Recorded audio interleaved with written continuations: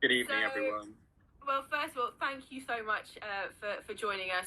So, for those of you watching, my name is Sasha. I'm a trustee at Sibling Support. Now, if you're watching this, you may well know what we do. You may follow us. In a nutshell, we're a charity, a new charity, here for people who, as the name would suggest, lose a sibling. Sadly, I mean, more than 7,500 young people die every year. It's quite a staggering statistic. Not all of those will have brothers and sisters, but a lot of them will. And for siblings, there's that double grief. You have losing someone close to you, but you then watching your parents deal with that and change.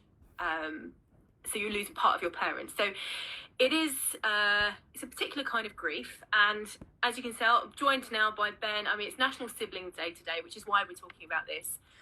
Ben West, I'm sure you will know, he's a bit of an Insta star, not wanting to. I wouldn't say that, but a mental health activist, I suppose, and using this platform to raise awareness of mental health issues. And I know your story. I know your followers will know your story, but you sadly lost your brother Sam a couple of years ago to suicide. Yeah. Could you first of all start telling us a little bit about your brother, and then I'm just kind of hoping to hear your story, and in the hope that it might help other people like you who've lost someone.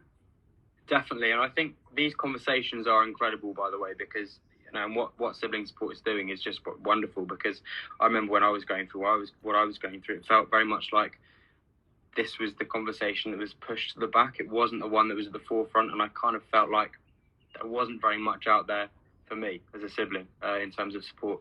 So my story, my brother Sam was very tragically diagnosed with depression in 2017 and took his own life in January 2018. And for me, to be honest with you, the first sort of feeling I got from that was a huge amount of shock, because I had no idea what mental health was. And I know when Sam was diagnosed with depression, my instinct was, put on some happy songs, put on some happy music, dance around the kitchen like I do to get happy, or go and see your friends. And I didn't really have an understanding of what depression was, what mental health was, and what mental illness was. So the first thing that came to my mind was, oh my goodness, this is so much worse than I thought. I think initially, and I'm sure you'll be able to resonate with this, because I know your story is quite similar, is, initially the experience of losing Sam's suicide was incredibly traumatic. And it's a trauma that is only really surfacing sort of now when I'm dealing with that in counselling, and it's something that having spoken about it is impacting almost every day of my life in little ways. So it isn't such an extraordinary thing to go through, and especially for me, I was 17 years old when I lost Sam, and my brain is very much in the sort of peak of its development at 17 years old. And when you go through trauma and when you go through grief at a young age, especially when you're going through puberty, especially when you're that age, it can really have quite a massive effect on your brain, on your mental health. So that's why I think these conversations are so good, because I do think sometimes siblings get lost in this conversation a little bit around grief. And I know for a fact, for myself, a lot of people were outpouring emotions for the situation, but sometimes I think people went, oh, he's young, he'll bounce back, he's a brother, or how's your parents doing, and sort of feel sorry for your parents more. That's when we all get right. It's that I think for a sibling particularly, like I said before, you've got that double grief. You're losing someone you've grown up with. Like you say, I do have a very similar story to you, and I too was 18, actually nearly 18. And my brother was 20, so nearly 20. And so you're worrying about, you've lost somebody, so that's a big change. You see your parents crumble, which is something, no devastating, isn't it? I've got 2 children now. It is something I cannot grapple with, losing a child, so I understand that. But like you say, it is that you're standing there for your parents, you're trying to help them. And I don't know about you, I don't want to put words in your mouth, but it kind of left me quite a while afterwards, and still to this day. And I'm significantly older than you now, so I'm 40 now, and still the question that haunts me is if people don't know, say, "Oh, have you got any brothers and sisters then?" And you don't know the right answer. Yeah. I know, I have the same thing, and especially when you meet new people and you're like, oh, tell me you've got brothers and sisters, and you're always thinking in the back of your mind, it's like, oh, that moment of panic. And in reality, it's quite an easy question to answer, but I think it brings back so much, doesn't it? That we all, especially nowadays, we put so much effort into just cramming our emotions into one tiny little space in the back of our brain, and that question just makes us look back at that part of our brain that has all the, how everyone does the spring cleaning, and we've all done it. We've all pushed the dust underneath the carpet, put the carpet back down. That's how we look at it. And when people ask certain questions, we are forced to look under the carpet. And I think actually that's one of the questions for me that has always just lifted a little corner of that carpet and just made me think. Because sometimes it's very easy to sort of forget about the emotions that are connected to that experience. I think for me, certainly, I talk about this almost all the time. Very, very, very rarely do I talk about it in an emotional way. And I think actually, I was feeling quite nervous about this conversation today because it is very honest about it. And for me, I think sometimes I very much talk about it as if it's not something that's happened to me. It's not something that's emotionally happened to me. And I absolutely agree, asking that question and then having to step back and think, oh, hang on, that did happen to me. Let's lift up that carpet. And suddenly you realise there's a huge amount of emotions, even 3 years later for me, 20 odd years later for you. It doesn't go away, that carpet, does it? But I think it's about, we're going to be asked that question. But why do we have that reaction? Why do we feel that way when people ask that question? Get to the point where I know you are using this platform. You've kind of used this horrific experience and you've tried to take something out of it that can channel positively to help other people. And so you are talking about it. Is that something you think is very important to get to the stage where you are lifting the carpet and you are facing that loss? I think the most important thing people can do is realise that carpet exists. And this carpet exists for almost everyone in different circumstances and different situations in their life. But specifically for sort of grief, and specifically as we're talking about sibling grief, I think the most important thing anyone can do is realise and recognise and acknowledge that they have made their carpet and they're putting stuff underneath the carpet. And everyone does it. But it's very easy to ignore the carpet.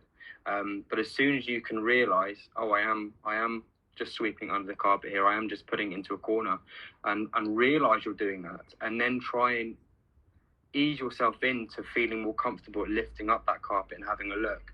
I think that's the most important thing that anyone can do, and it's about making people feel comfortable doing that.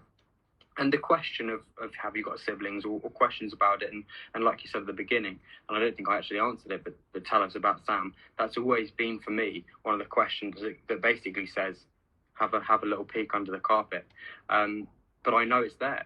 And for me, actually, I do try and lift up that carpet and be more honest about it and push myself out of that comfort zone, because I know 100% talking about it and making yourself feel comfortable and getting yourself out of that comfort zone and getting this stuff out and having a look under the carpet is so important. So yeah, absolutely. I think actually having these conversations absolutely is so important in grief, in mental health, in all aspects of this sort of conversation. It's so important that we're honest. I mean, there are certain times, it does depend where you are on your journey as well, and it is a journey. Of course, of course. This is what I find fascinating about the whole cycle, wherever you are on that journey, there are certain times people might find it more difficult than others. Birthdays, anniversaries, Christmas, particularly the first one. God, they're awful, aren't they? So awful. So, how did you get to the point of being able to cope? We're now 3 years on. We're getting towards 3 years on. I mean, how you've had some birthdays, you've had some Christmases, you've had some family events, you've had the anniversary. How do you deal with that? I'd love to tell you like a reason or a way I've dealt with it. I'm not sure I can. To be totally honest, sometimes I don't deal with it very well, and sometimes I can't cope with it. I think actually starting counselling a few months ago has been a really incredible thing for me, because I've actually realised that sometimes I'm absolutely awful at dealing with it. But I think some of the ways that I have dealt with it, or tried to deal with it, is, especially at the anniversaries, like you say, when it is particularly hard, is to find my own space. And actually, the day after Sam died, God, whirlwind of a day. Just the most unimaginable, topsy-turvy washing machine day. I remember... It doesn't feel real. It doesn't feel real. This is the weird thing, which actually is kind of a different conversation, but it's why I find this whole grief process absolutely fascinating, because it genuinely doesn't feel real. I actually took myself off to the woods with my dog the day after Sam died, and I sat there for a couple of hours just in the woods listening to the birds, and in a weird way, that was unbelievably comfortable. I just felt so relaxed. And it was really bizarre, because this had all happened to me, but I felt so calm and relaxed. And so I think actually that's how when I know that I'm having a bad time, when I know that it's affecting me, that's what I try and do, is trying to get outside, go and sit in some trees, go to a park, and just sit there and just listen to the birds. And I found it really comforting. It was quite funny, actually. I remember hearing the road next to where I was sitting. I remember an aeroplane going over me. And my world had just stopped. It just shattered into a million pieces. But that plane was still flying, and all the cars were still moving. And for me, that was weirdly settling, because I was like, it continues, right? And there is an actual, a rock in this, and it's solid. So for me, that's what I try and do, is trying to get away, get my own space, and actually try and find some nature, because I think nature can be so calming and relaxing in these sorts of situations. But it is difficult, and it's so difficult. And also, the anniversary itself is only part of the difficulty. I think the build up to it is just as bad, because you're filled with so much anxiety around it, and it's a lot of emotion that comes with it. Just a couple more questions, but it's so difficult, particularly, I mean, our charity is specifically for anybody who loses a sibling, but specifically young people, and it is harder when you're young. I mean, I think nowadays people are more attuned to kind of finding help online. Is there a stigma around getting help, getting counselling? Is it important? Yeah, absolutely. Oh my goodness, if I came into school 4 years ago and told my friends I was having counselling, I would have been the crazy one in our group. I would have been what's going on with him? I love it, okay? I absolutely love it. I live for my Tuesday afternoons. It's fantastic. I love them so much. They're so helpful. But yeah, there absolutely is a stigma about reaching out for help, especially with men. I think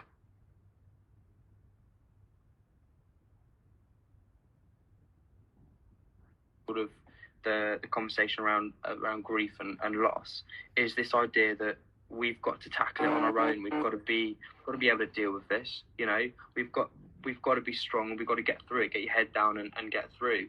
And actually, sometimes that's just not the answer. That's not the way to do it. But men especially have been taught that, we can take it on. We can, gloves on. We'll fight this through. And actually, that's just unhelpful. One of the best things I've ever been told, and it's something I've really tried to sort of work into every day, is I remember actually it was my counsellor that asked me. She said, what do you do to look after your mental health? And I started listing all these things. I'll go for a run, or eat healthily. I take myself off for walks. And she was like, Ben, just stop there. We're human beings, not human doings. And actually, sometimes the best thing you can do is not do, it's just be, and just sit there and just be, and not do anything. And I tried it, and I was just like, that is absolutely brilliant, because I think sometimes our mind just runs away with us, and we're like, what can we do? And we just fill things, and especially when you're struggling, especially when you're down, the immediate reaction is to just fill it with stuff. Go to the pub, go and see friends, put on some music, go for a run. And actually, the best thing is to not do any of that, and just to sit there and just be, and just to think about what you're feeling, and try and put those feelings into emotions. Because I think the idea that we have to bottle things up to not express our emotions. We're taught that from day one. We come out of the womb, and for every day of our life, we're told to not be angry or not be aggressive or not cry. And actually, what is an emotion? What is a feeling if not your body trying to tell you to be angry, to be sad? Yeah. And I think actually, expressing your emotions is basically just feeling sad and being sad, and feeling angry and in a safe way being angry. So yeah, I think that was an amazing thing that I was told, though. Just don't stop. Well, you know what? You've actually preempted. I was going to ask to wrap it up. If you've got any final words about sort of people looking after their mental health, and I think you've just completely encapsulated it there. I mean, it is, like you say, it's not just for grief. I know that's what we're dealing with in this charity, and that is our primary focus. Yeah. But I think everybody watching, not everybody joining us now will have been through this situation. Not everyone will know someone who's been through this situation, but everybody will know someone who struggled with their mental health, if not themselves, someone close to them. So that's really top advice. But Ben, thank you so much for giving up your time this evening. We really do appreciate it on what is National Siblings Day. For everyone who is watching and joining us, probably you may already follow Ben, I suspect, but if you fancy giving us a follow, that would be great, because particularly today on Sibling Day, anybody else who follows a charity, a company is actually giving us 50p for extra follow, so that would mean a lot to a charity, a new charity that really is trying to help people like you, Ben, like me, like a lot of young people. And so if anybody knows anyone who could use our resources as well, we've got loads of resources on our website, some of them videos, some of them leaflets, some of them for kids as young as 6, some of them for teenagers. Have a little look. Our website, it's on our bio, but if you it's siblingsupport.co.uk, so do have a little look there. And can I just say as well, for those people that are considering having a look, this fills such a gap. When Callum approached me to get involved, it fills such a gap that doesn't exist. Like for me, I went through all this stuff and no one taps you on the shoulder and is like, oh, this is something you can try. No, there's nothing there. Even when the police came, they were really, really good at dealing with you that night. They sat you down, they're talking to you that night. The paramedics are brilliant for making you a cup of tea, sitting you down, getting you an orange juice. But the day after, there's nothing. You're left alone. So that's what I absolutely love. I love this because personally, I just felt like once all the paperwork was done, that's it. Gloves on and get the job done. And I think this is just an incredible resource for people that are so lost. And I know I was so lost and so disorientated. The people who look after you normally, your parents, are not in they're not in their fit mind to do so. Obviously, exactly, yeah. It's good to have someone else there and at least to point you in the right direction. So look, thanks so much. Really appreciate this. Like we say, our own charity. Really appreciate it. Thanks ever so much for joining us, everybody. Like I say, do look at the bio, do follow us, and check out the website. If you know anybody who could use our services, do point them in our direction. So thanks very much, everyone, for joining us. Have a very good night and a great weekend. Bye-bye. Bye, everyone.